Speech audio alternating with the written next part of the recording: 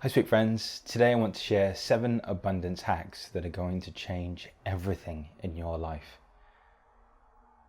We must first understand that our life is only ever as expansive as our perception. And so the first hack is to change your perception, to understand that money is energy, and that instead of buying into this notion that we're dealing with some fixed solid form of currency, when we actually begin to understand money as energy, we can begin to create a point of attraction with it that allows it to flow into our lives.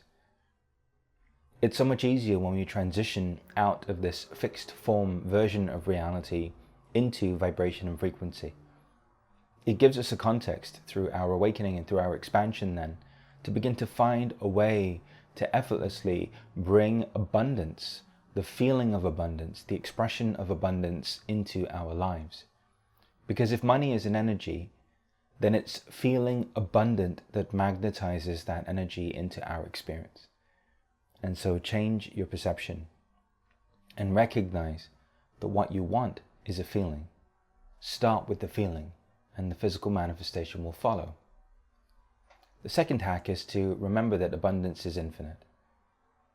I remember there have been moments in my life, even when I didn't have lots of money, where I never questioned my abundance because I understood that my abundance actually had nothing to do with what was in my bank account. I have always lived abundantly.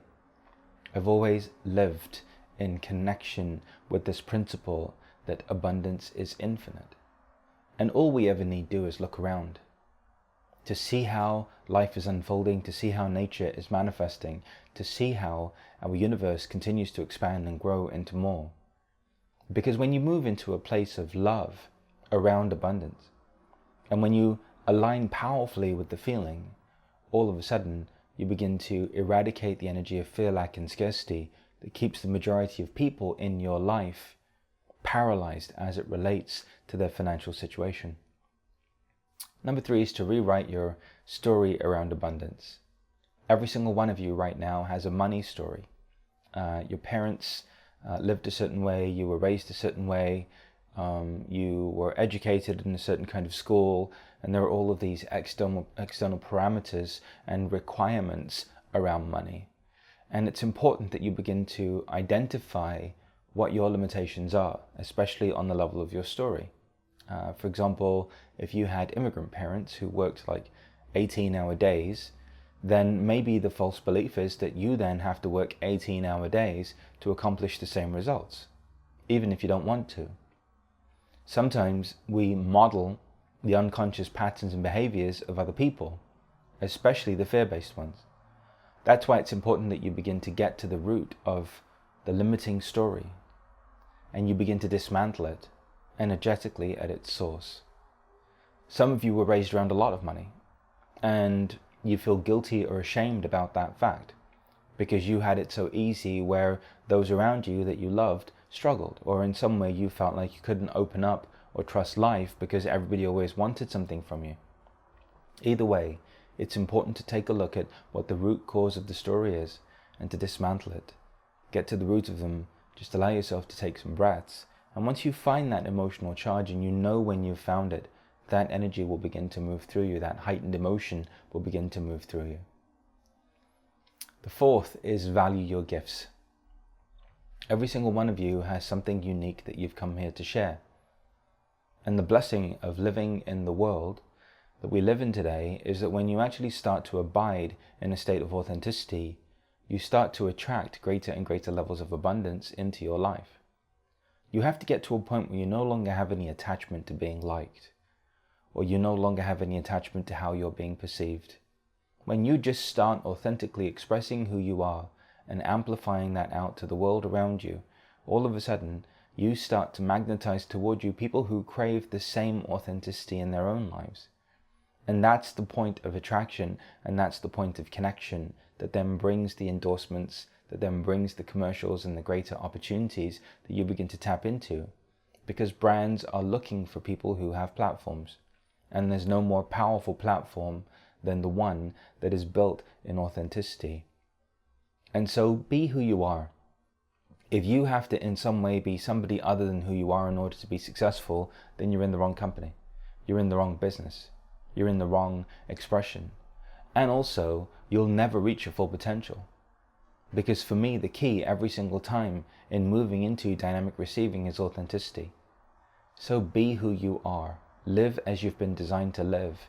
And all of a sudden, the floodgates will open up. Number 5, let yourself receive. And this is a huge one. You know, we often forget to pay ourselves first. We often forget to take care of ourselves.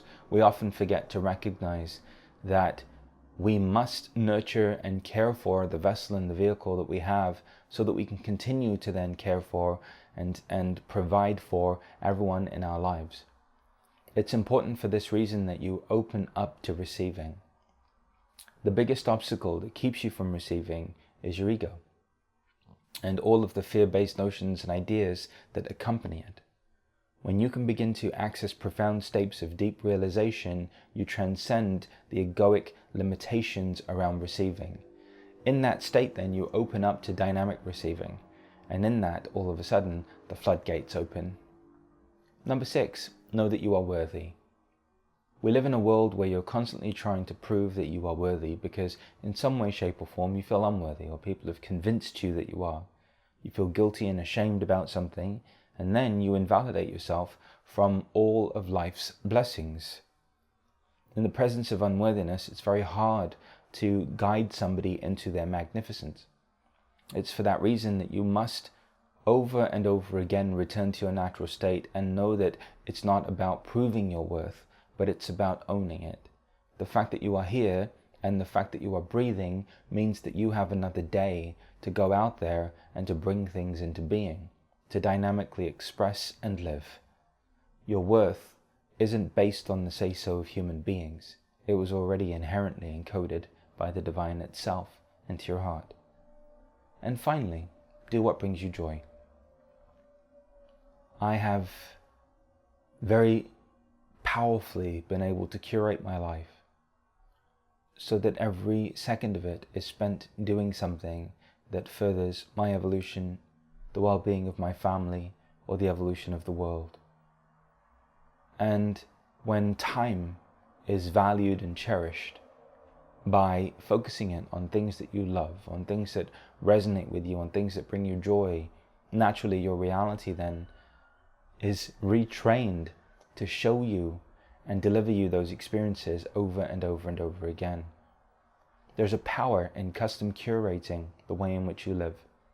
There's a power in being available to receiving. There's a power in being available to recognizing that the more deliberate you are with your reality, the more deliberately your reality can give to you. I hope these hacks support you in moving into abundance. Go back, revisit each one. Maybe apply each one for each day of the week, and then repeat over and over again, reinforcing new habits, new patterns, and new behaviors around abundance. I wish you infinite abundance, my sweet friends, and the peace and the freedom that comes along with knowing that you are living in the law of plenitude.